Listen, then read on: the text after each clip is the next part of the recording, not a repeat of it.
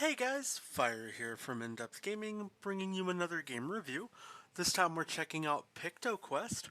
PictoQuest is developed by Nano Pico and published by 7 Studio and releases on May 3rd, 2022 for a price of $7.99.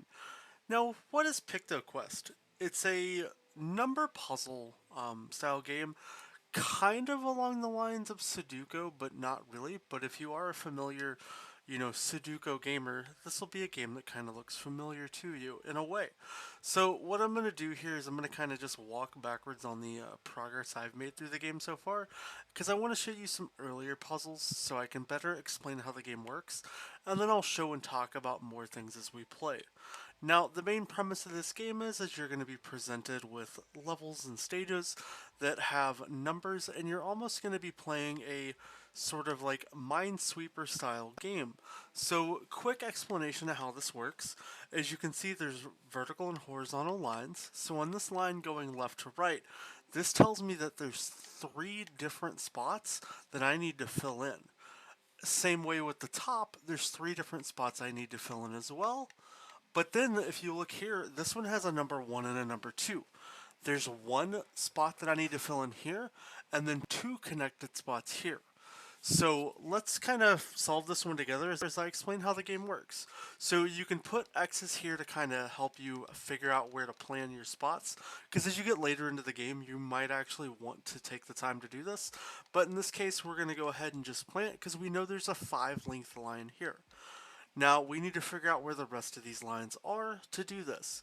So we know there's a 3 line here, and we know there's a 1 and a 2 here.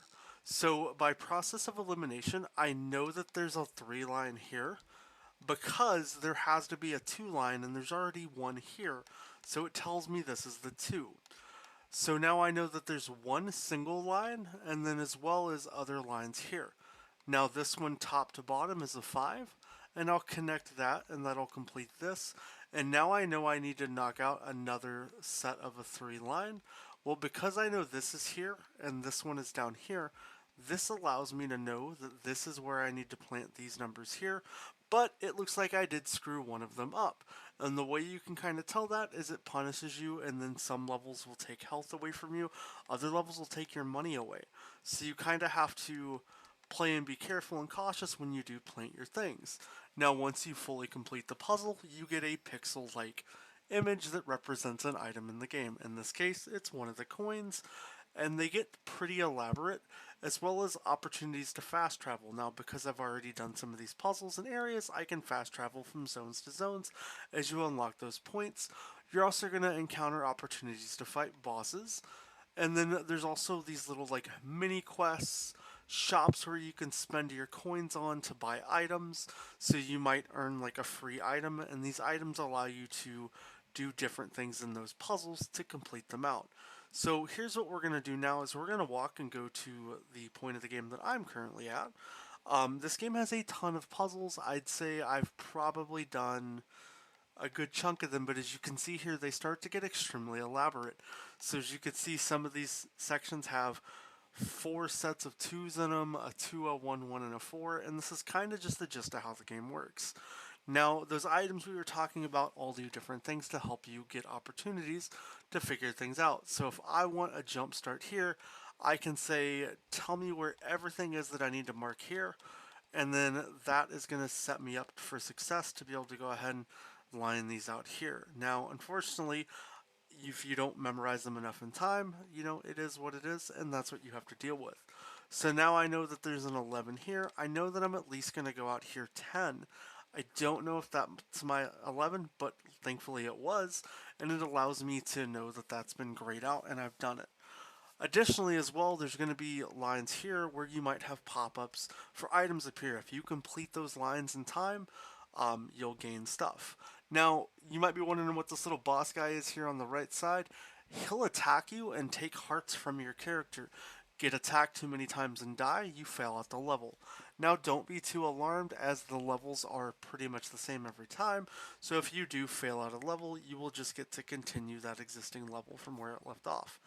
And this is kind of the gist of the game. You're going to do process of eliminations to try to figure out your puzzles and lines and what you need to do to get those completed. You're gonna fail, you're gonna succeed. Some things are gonna work for you, some aren't, and that's kind of just the gist of how this game works. It's a lot of guessing, hoping you get it right, hoping you don't get it right, and then using those items when you need to, and then trying to just best guess your way around areas so you don't get hurt. Now it looks like we're down to one heart, so this puzzle gets drastically more hard, or drastically harder for us as we try to figure out what we need to do. And this is kind of the gist of the game. This is what's here. Now, the game offers you at the very beginning of the game a tutorial. This tutorial isn't something that I think is super great. It's kind of more just a verbal written tutorial. But I think if you watched like the beginning part of this video where I kind of covered how I did like that first level, it'll really help set you up for success. Now, like I said, as you progress along, you're going to get random little encounters as well. And these guys will give you missions. You may need to complete levels in a certain amount of time or do a certain amount of things, and you'll be rewarded with items for your efforts. And then the further you go in the game, you're going to progressively unlock more shops that are going to have bigger and better things, and just opportunities to get further in the game, as well as those boss fights. So the boss fights will always have a little bit of dialogue with them, and then they're always going to kind of reward you for doing things at the end, and it's usually going to be things such as coins, but that can kind of just vary, and sometimes the bosses are going to kill you pretty quick if you screw up, and that's kind of just the nature of PictoQuest.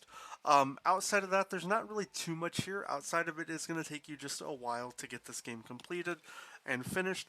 I do want to let you guys know, a lot of creators have had their hands on this game for a little while now, and it does appear that there might be a few achievements that are currently not unlocking that should be. So if you do go to pick this game up, please note that you might run into some issues where there's some achievements that aren't working properly, but don't fear, we have shared that information with the game developers and publishers so that hopefully they can get those fixed here in the future. Overall, as far as an opinion on this game, whether you should buy, wait, pass, whatever, I definitely think if you enjoy number puzzles, Sudoku type things like that, this is definitely a buy for you all day long. If you Before you even dive into this game, if you're somebody who doesn't enjoy that, go play like one or two Sudokus. There's tons of free ones online. If you enjoy Sudoku, pick up this game. Pick up PictoQuest, absolutely. I think you'll have fun with it. But if you don't enjoy number puzzles or puzzles in general, I don't think PictoQuest is going to be for you. It does come in at a good price point at $8, so that is kind of not a bad game to dive into at that price level if you're not used to these games. But I just want to be upfront that if you don't like those kind of games, you're not going to enjoy PictoQuest. I enjoy those games, and I've really enjoyed playing PictoQuest. Outside of that, if you have any questions, want to know more about the game, as always, please let me know down below in the comments. I do believe we have a little bit of a gameplay video on the channel where you can see the first couple puzzles get solved as well. If you haven't already, consider subscribing and join our Discord if you want a chance to maybe win a copy of PictoQuest. I hope you have a great rest of your day, and we'll catch you next time.